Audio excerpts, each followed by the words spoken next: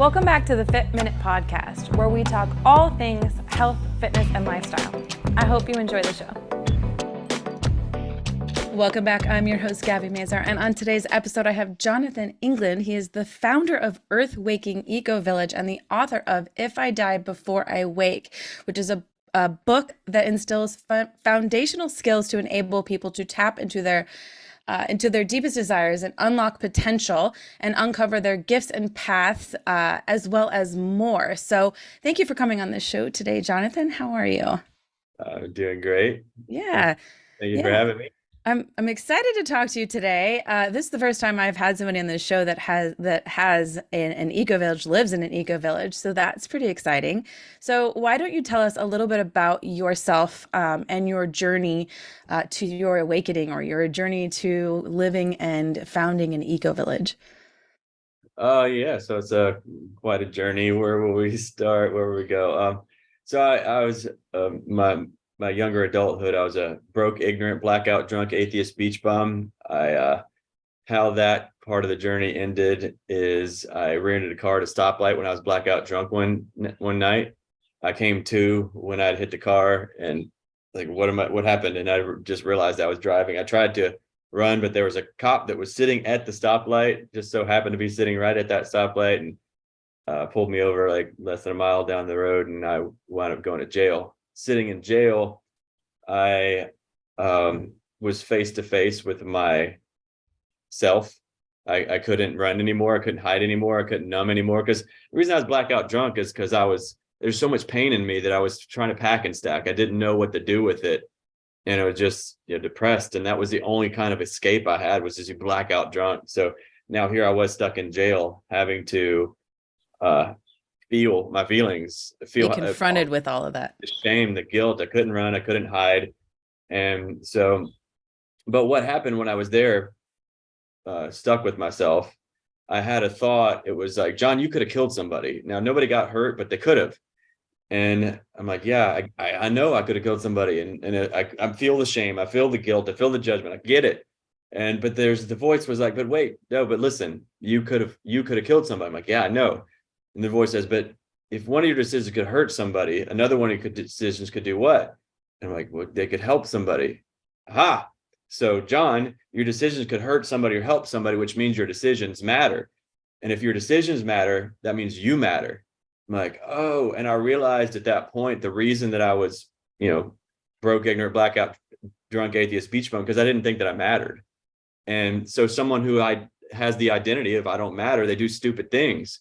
But suddenly I realized that I do matter. And someone who knows that they do matter, they make different decisions and different actions. So in that moment, I decided I matter. And every moment from here on out, all my decisions are no longer going to hurt someone. They will always help people.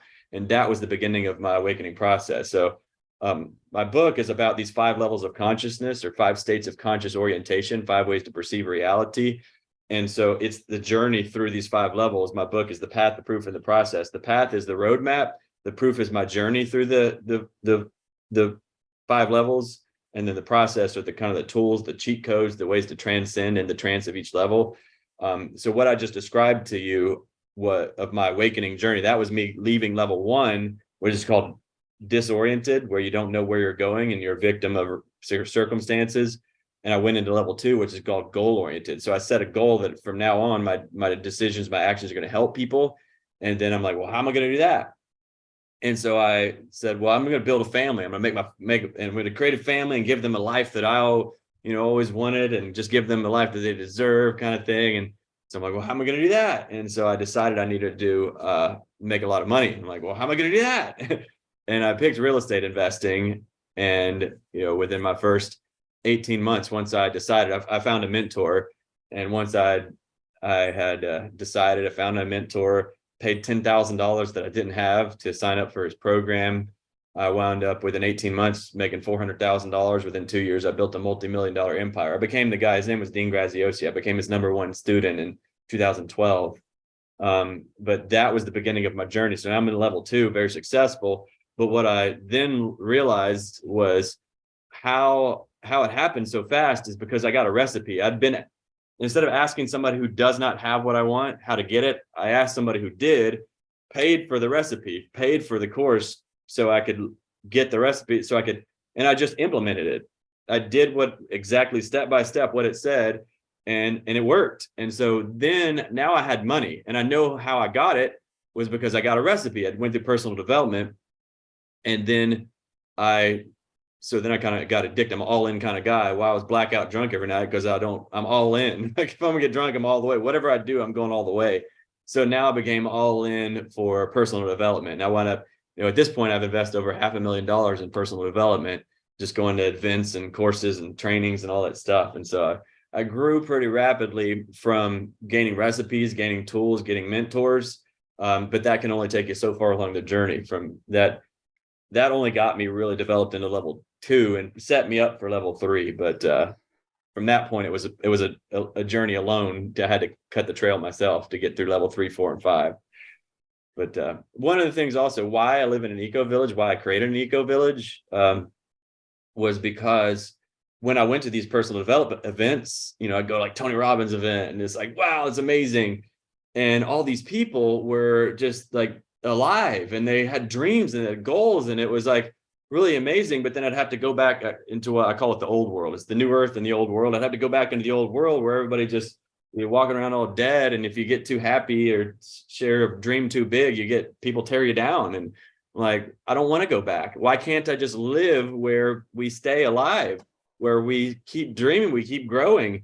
And there was no place to do that. And that's how the village was actually birthed, was from that idea of let's do the work and continue on the journey with other people that share a common future with us. You actually led right into my next question, which Uh, was, so the experience of that. So that's what led you to creating it. So what's the experience you feel living in it, and people that live there with you? They feel that same kind of energy that you give off, that it's not like you're going into this great place and wow, this is great and wonderful, and then you're going into the old world or going back to the same thing, the same issues, the same problems you were having before in that mundane life, or that's the life that you were living wherever you were before you were trying to get to fix yourself, right? yeah. So that's, why people are here is because they do. Because you've got an old world identity, which is who you think you're supposed to be. You were programmed by your teachers, preachers, friends, family, media, and government. And it came from this belief that we're not enough, and we got to figure out how to become enough. So now the truth is we are enough, but we leave what's real in the pursuit of what appears to be, where we start doing things for our worthiness because we don't understand that we are worthy. So we start figuring out, well, who do I have to be in order to be worthy? Well, I got to be successful. I got to be pretty. I got to be smart, whatever the thing is, or the things. And we go chasing that. But it's still like, it's not you. It's a fake self. It's a false separate self that doesn't even exist. And you've given up everything for nothing. And at some point that has to die in order to wake up. And so the people that are here at the village are the ones that realize, hey, I'm not loved for what I do. I'm loved for who I am. I'm not a human doing, I'm a human being.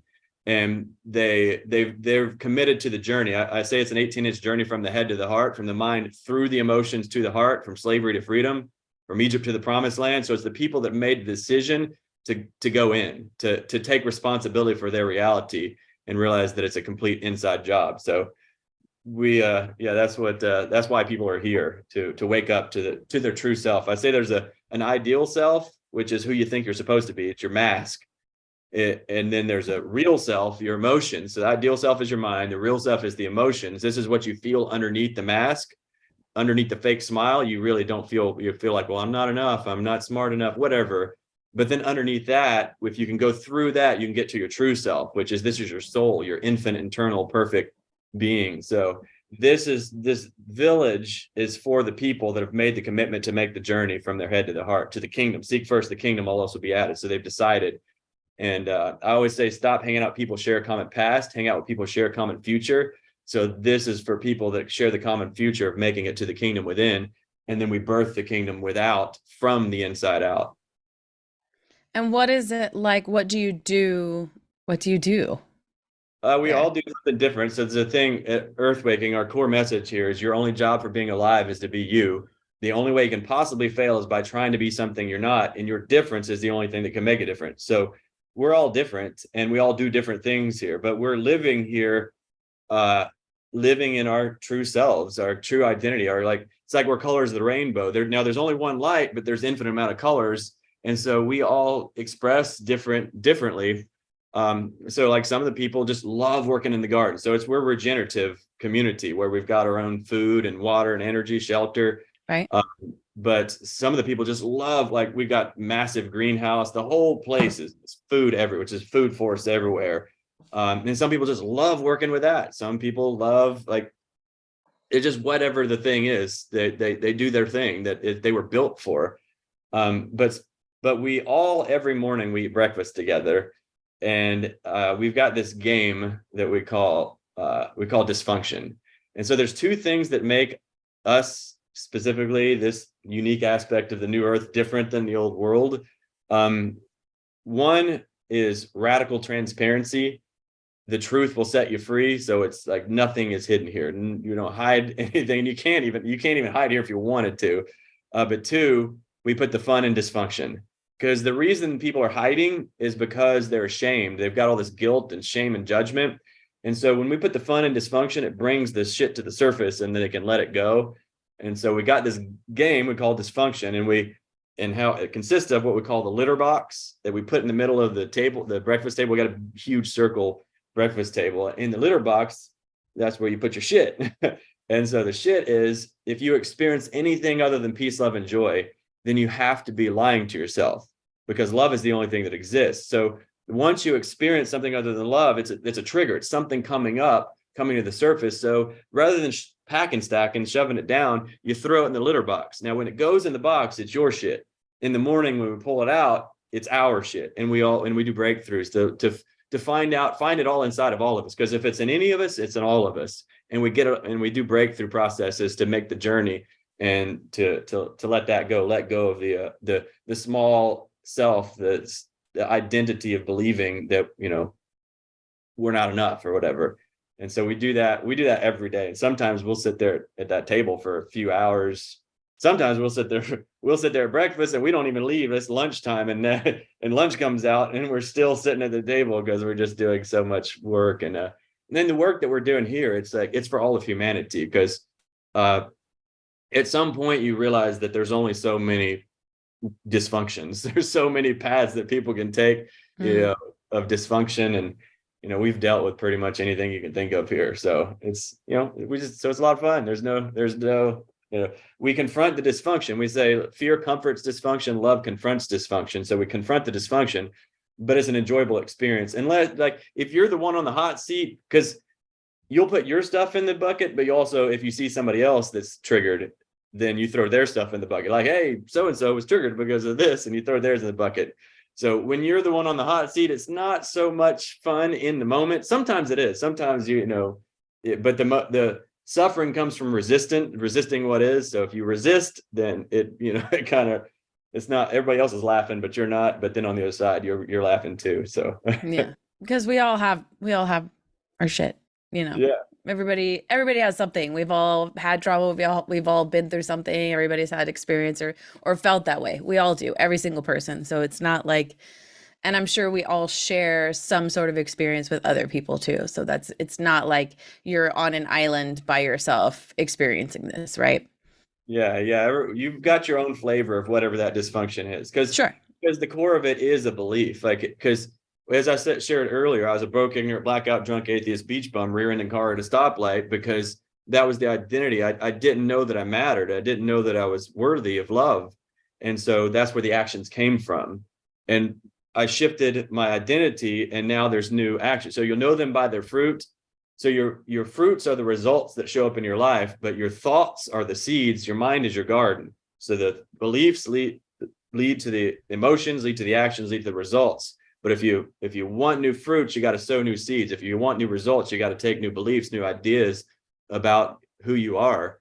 And so when there's a fruit that shows up, a result in reality that shows up that you don't like, then it ties back to some sort of limiting belief you have about yourself, about why there's something wrong with you, or like again, I'm not enough. I'm if a fear of being rejected, a fear of, not belonging. There's whatever the fears are. And so we trace it all the way back to the core fear, and then we do breakthrough that release that fear inside of all of us. So we all let it go, and we all grow and transcend together. Yeah. How do you feel your perspective has changed from, let's say, your old life to your new life and how you're living now? I mean, it's like a veil has completely been removed. Because in my old life, I was like trapped inside of my mind. It's like I was trapped inside. Like sometimes I'd have depression, and sometimes I'd have anxiety, and I didn't know that I thought that that's just what I have to deal with. And so I was trapped inside of just the circumstances, not realizing that I was responsible for them.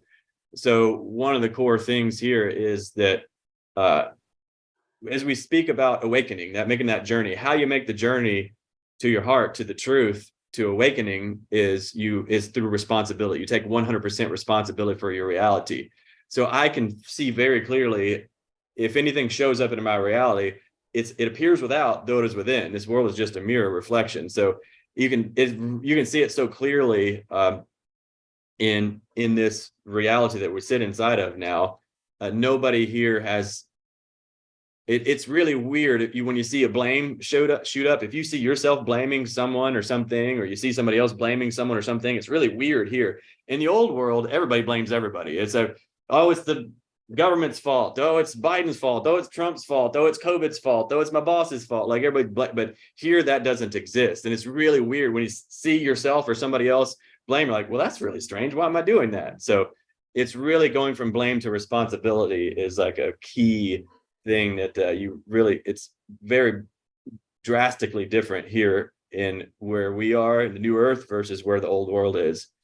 It's Well, like tangible. it's a definite shift in reality too, because what is real here and what is real here. I mean, reality is definitely in the eye of the beholder.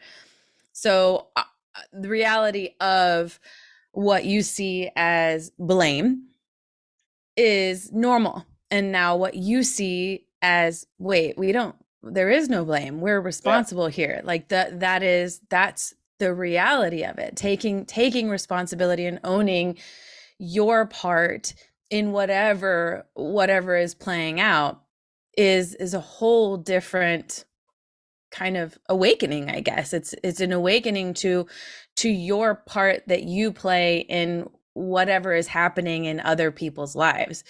Because I think how I see a lot of things and what I tell people is you always have to look at things from, like, people live in a very selfish world. Whatever people do, they're not thinking about you. They are always thinking about themselves. So their actions towards you are solely based on how they feel, how how they are reacting. They don't care about you or your reaction or what you're thinking. It's them. So if you're feeling insecure because someone said something to you, or someone feels this way, or someone, it's not, has nothing to do with you. So it's definitely a shift in perspective and a shift in reality, because if you're looking at it from taking responsibility on the other side as that person that's blaming other people because you're the selfish person, you know, you're no longer thinking things from a selfish perspective, because you're not blaming somebody else anymore because it's not their fault. Oh, yeah, well, maybe I shouldn't have said something this way or felt this way, in this manner, because that wasn't how the situation necessarily was. yeah. And it's extremely liberating when you do that, because now you're no longer victim circumstances being like shrunk down. You cut all that illusion, because there's no circumstance on this planet that's bigger than you. The only thing you're in control of is your smallness. So we play small by blaming, but only because we want to be in control, because you're not in control of love. You can't control love. It's the only thing that exists. So we try to package love. We try to package and put conditions around our experiences so that we can be in control of them. But I say this thing: you do the wrong thing so long, the right thing feels wrong. And so it feels really weird when people first get here to the village, because uh we're all walking on completely free and liberated, and then like somebody else will show up And they'll have there's this thing that people do in the old world because they're still trying to earn their worthiness. They're still trying to get the world to convince them that they're worthy. So they do this thing that we call it scoring. They try to score points. And so they're trying to figure out what you want them to do. And if they can figure out what you want them to do, they're trying to perform. And like it doesn't work here. Like we are like, are you like trying to score points? Are you trying to you trying to figure out what I want so that you can do it? Because your job is to just be you. And if you're trying to figure out what I want and then do it because you think that I want it, then you're not being you. You've lost yourself in what you think I think about you. And so it's really, you can see it so clearly when somebody shows up with that codependency weirdness going on. It's weird here. Out there, it's weird for somebody to be sovereign in the old world. Here, it's weird for somebody not to be sovereign. But it's really liberating for yourself when you take responsibility. But then also when you're surrounded by people that are taking 100% responsibility, they're not looking at you like trying to get you to change so they can be okay. They're just unconditionally okay and sovereign. It's like, wow, there's like so much space to just be. And but it is wild when you see somebody come in that has not been doing the work of taking responsibility. And because when they haven't done the work of taking responsibility, they also think that it's somebody else's responsibility to make them feel a specific way. So they're trying to figure out how to get you to like them so that they can do whatever they got to do to get you to like them. So you'll do whatever they need you to do so they think that they're liked. And it's really weird, now when they come in. But again, in the old world, it's weird for somebody to walk around sovereign and free. How do you think that that could positively impact other people on a larger scale, like outside of where you are? Yeah, I mean, it's the whole thing. That's the reason the world is the way that it is right now, is because everybody's packing and stacking. And see, we're creators, created to create in the likeness and image of God. We got the full power of God, but we've been conditioned to consume.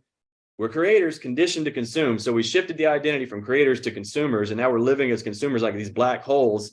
And we're packing and stacking because we don't want to feel our pain. But we're not here to feel happy. We're here to feel fully. Once you feel fully, then the only thing that's left is the love. So the energy and motion is just love that comes out of you. But if you're running around trying to figure out how to get the world to make you happy, then you're going to be a black hole consuming everywhere. But you'll be packing and stacking and blaming. And then at some point it's going to pop. And that's why we're on the verge of World War III right now, because nobody's taking responsibility. They're blaming everybody for everything. And then you got the woke thing going on where you're not even allowed to say a word. Like, you better make sure you like say he, her, she, him, whatever the thing, like you can't defend anybody. But we're the exact opposite here. I say, I love you too much to not offend you, because the only thing that can get offended is what you're not. You can't get offended. Your soul can't get offended because all you are is love. But what's feeling the offense is actually your ego. It's your false identity. It's what you're not. So I love when someone gets offended by something that I say, because all it's doing is bringing their lies, their shit to the surface. And then we get to work on it, let it go. But they're judging it. I'm not. And I'm just discerning it. Hey, yeah, that's going to keep you trapped and stuck. But what needs to happen is because how you create a really, really, really big problem is you ignore the small ones. If you ignore and deny the small ones, they're going to grow. And that's where the world has gotten to, because people are walking around on eggshells trying to make sure there's this thing where we're programmed in to think that if you love somebody, you're just going to keep the peace with them. But that's not what love is. Like, if the goal of a family is not peace, the goal of a family is love. And sometimes it takes the exact opposite of peace to get to love. Sometimes it's the difficult conversations you don't want to have that create the connection that you've always yearned for. So if people would, like, out there in the world, it's difficult doing this out there in the world, because people do want to just do the same thing they did to Jesus, as he's standing up just telling the truth, and they're like, well, we got to kill the truth because it's gonna destroy what we've created, this false consumeristic reality that we've created. The truth is going to destroy it. So it's tough out there in the world. But how this was birthed, because I just kept telling the truth and kept getting my head chopped off over and over. And I'm like, well, I'm not going to stop telling the truth. And then sooner or later, it just starts to filter out the people that want to live in lies. They get further away, and the people who want to love the truth and want to live the truth, they get closer. And suddenly the heaven on earth has been birthed. So with your book, If I Die Before I Wake, it tell me a little bit more about it, what it does, how it helps people, and exactly kind of the process behind it and what your purpose was for it. Yeah. So as I was mentioning earlier, there's three parts to it: the path, the proof, and the process. So it's going to take it's a journey from the head to the heart, but it's through these five levels of consciousness. And how it came about was I had taken a journey through the five levels, and I didn't know that there was five levels. I didn't know anything about that. I was just living my life, just taking responsibility for reality, and just kept moving forward. And my my my inner world and my outer world just kept altering. And so I was driving across the country. I can't remember where I was going or what I was doing, but I remember I was in the car driving, and suddenly I had a journal that I always kept next to me, and I opened it up, and my hand just starts writing, and I'm like, what is it writing? Right. And it says five levels of consciousness. I'm like, okay. And then it's like it starts to write what they are, and it gave like the labels for the five levels. And I'm like, okay, well, what are they? And then I was shown that there was this, these different points in time of my life. There was like different chapters of my life. At this chapter, you were in level one. This chapter, you were in level two. This chapter, you're 3, 4, and 5. And so, what was different about you here versus here versus here? And so, in part one of the book, it's describing those five levels. Part two, it's sharing my journey. So you can witness me go through them.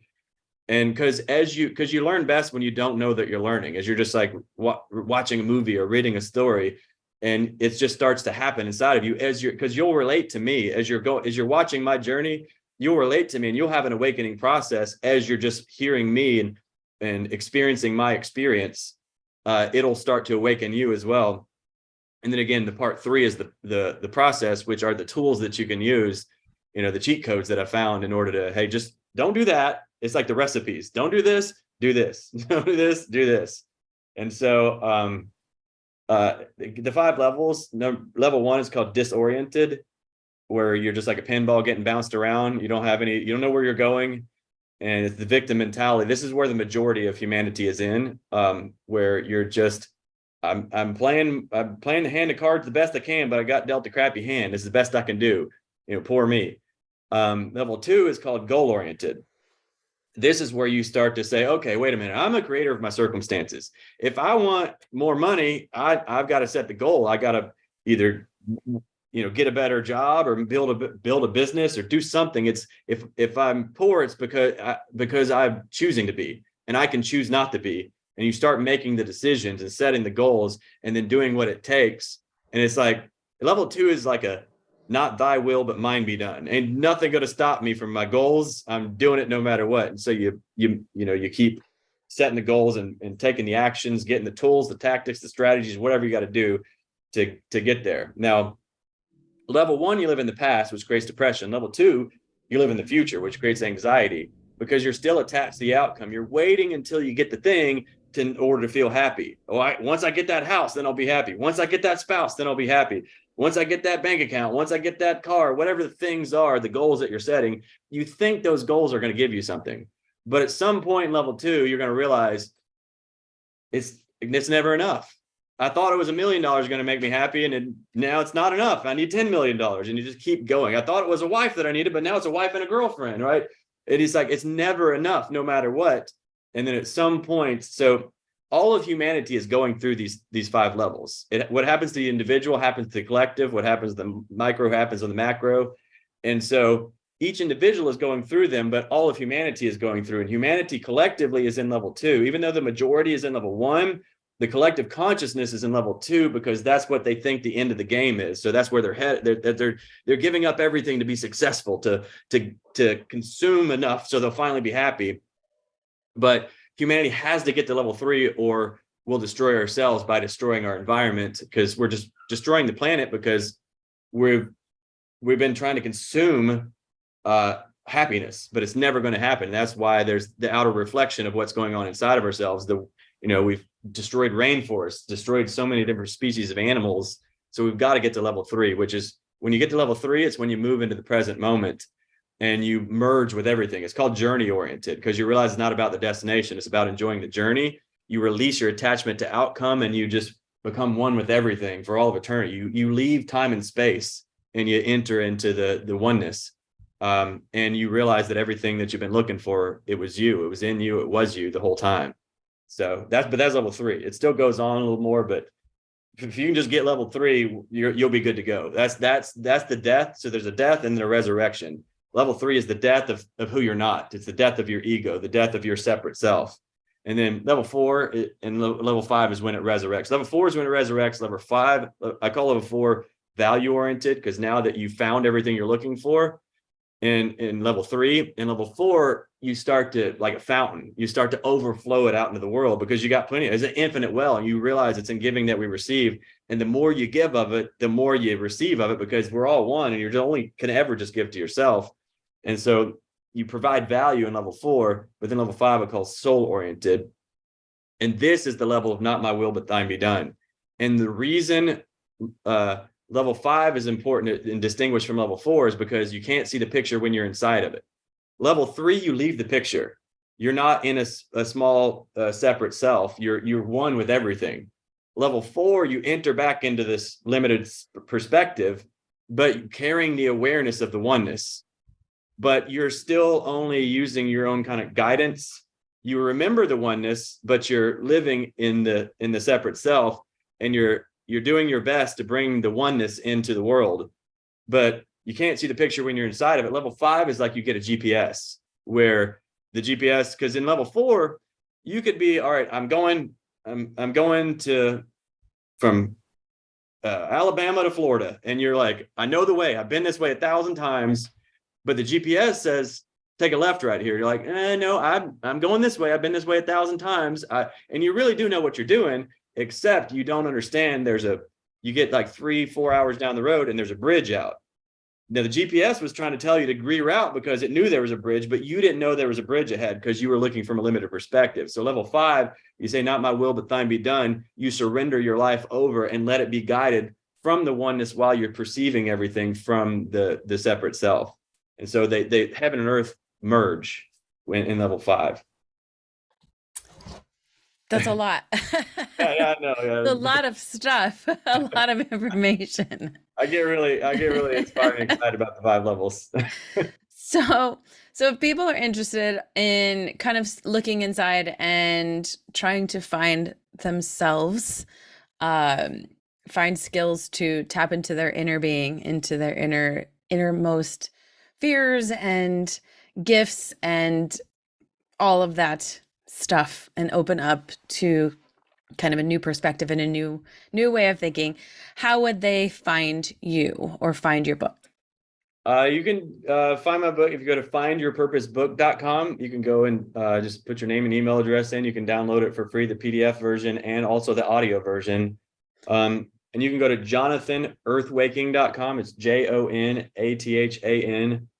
Earthwaking, EARTHWAKING, jonathanearthwaking.com. You can download my book. I've got an event. It's called Awaken Life Live. We've had tens of thousands of people who've attended that event, but it's built on the 5 levels of consciousness. So it's built around that. So you take the journey over 2 days. It's 12 hours a day for 2 days straight, but you can attend for absolutely free. It's our gift to the world. Is humanity now. Humanity needs it now more than ever. And so it's a gift, and you can come attend it. We have people come through there, and there's been people, this is suicidal. This is their last ditch effort. And, you'll watch, because I'll do breakthroughs right there in front of everybody. I'll do it right there with a person. You'll watch them make the journey. And so suicidal people, bam, all of a sudden completely set free. We've had people with cancer, people on hospice that come to life right there. And they were 100% chance of death on hospice. And then we've had, I know 4 specifically people that were on hospice, 100% chance of death within a month. And then they've came out of hospice. Now they're back alive, not just surviving, they're thriving. Again, COVID, cancer, no matter what, we heal all that stuff. So powerful experience. But if you go to jonathanearthwaking.com, there's a button that says attend the event. So you can just put your name and email address in there and check that out for free. If you want to come to the village, there's also a link there that says, hey, I want to come check out Heaven on Earth in person, live and in person. So you can come on down here and check out our village and An experience an eco village and some maybe you can do some farming yourself. Yeah. Yeah. Definitely. All right. Well, I will definitely have all of that information. I'll have your websites in the show notes as well. So if anybody's interested or wants to check out your book or wants to check out your village, I'm sure that people are certainly interested in that and finding out more information. But thank you, Jonathan, so much for coming on the show and sharing your very enthusiasticness about your book and about your village. It's interesting. It's definitely a different life and a different perspective than I think a lot of people would ever do. And it's good to know that people will do it and people will open up to other people and think differently. Because you're right. I think we do need to have a different kind of thought process now, because we're definitely blaming. We always blame the other side, and it's just not how it leads to bad things. We've seen history repeat itself over and over again, and we just don't want to see that. It leads to a lot of death and destruction, and it's happened for thousands of years. So maybe we can change the world and change the path and lead to a better tomorrow. So Yeah. Well, so thank you again for having me on. Hope your listeners enjoyed it. yeah.